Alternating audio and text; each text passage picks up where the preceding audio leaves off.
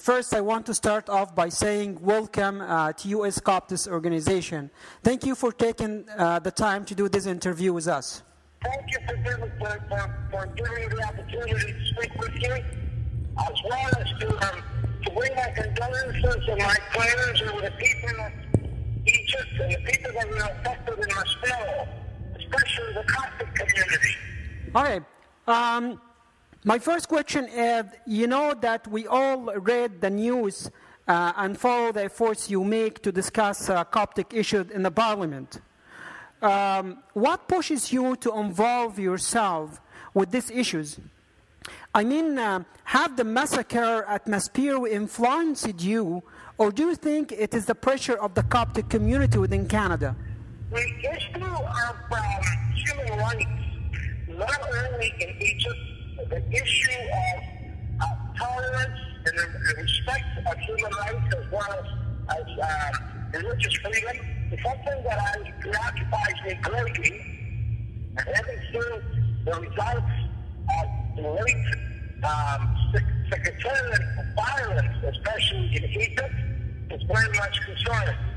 We pushed through, and there was a debate in the House of Commons. There was a unanimous motion by all parties to condemn what happened and to ask Egypt to bring the perpetrators to justice very quickly. So, to what extent, I just want to know, to what extent are foreign issues from other countries discussed in your parliament? The debate that lasted for 4 hours, and every parliamentarian agrees wholeheartedly that to call upon international community to put pressure on the government of Egypt to make sure that human rights, the religious freedom exists. This does not happen again. In that respect, I sincerely hope that the government of Egypt will use common sense in order to protect the religious freedom and the religious rights of the Coptic minority, as well as other religious minorities in Egypt. It's very unfortunate what has happened, and it's very unfortunate that this thing continues to happen for the last years.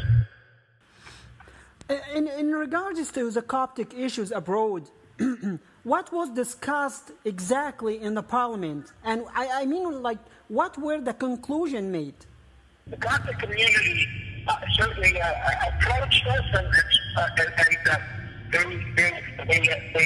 they showed their frustration with the way things were happening getting back home. We asked the government of Canada to move quickly to address those issues. Overall, everybody agreed that action is required.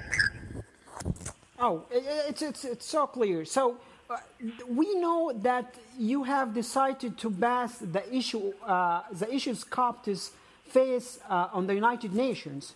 I'm just wondering why and what do you expect the UN will do? Human rights as well as religious freedom in every country should be protected. And there's 3 issues in some countries where religious freedom is not being allowed to flourish, as well as the government has systematically shown that it is attacking a particular religious minority. Religious freedom is a fundamental thing that a person should be able to experience. A person should be able to pray to who she or he wants. Have you had any previous discussions with the government, with the Egyptian government about that happened in Maspero? I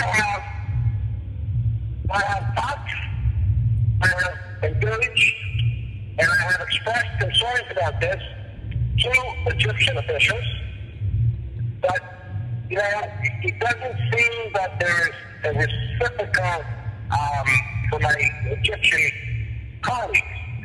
Certainly, we watch very carefully what is happening with democracy, but a lot of people are saying when it comes to religious freedom, and especially in Egypt. So, if you could say anything to the Copts in Egypt who are looking at ways to put a stop to discrimination, what would you say? Look, for somebody that has died, whose family has faced religious persecution, I would say this: the international community is watching, the international community is acting. We, the international community, work with you, not only in Egypt, but in other parts of the world. In Pakistan, in India, in Indonesia, and in other places in the world where religious minorities face difficulties. So we're going to be with you, work with you to make sure that Egyptians, from all walks of life, be it Muslim, be it Christian, prosper, and have a brighter future. My last question is, you know that we have a parliament elections this month. So what will be your situation if the Muslims Brotherhood has majority in the parliament or formed the next government? I just want to clarify that. Are you ready to deal with a Muslim government in Egypt?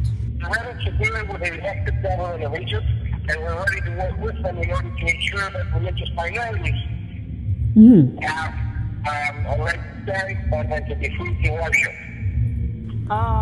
Thank you so much for taking the time to speak with me.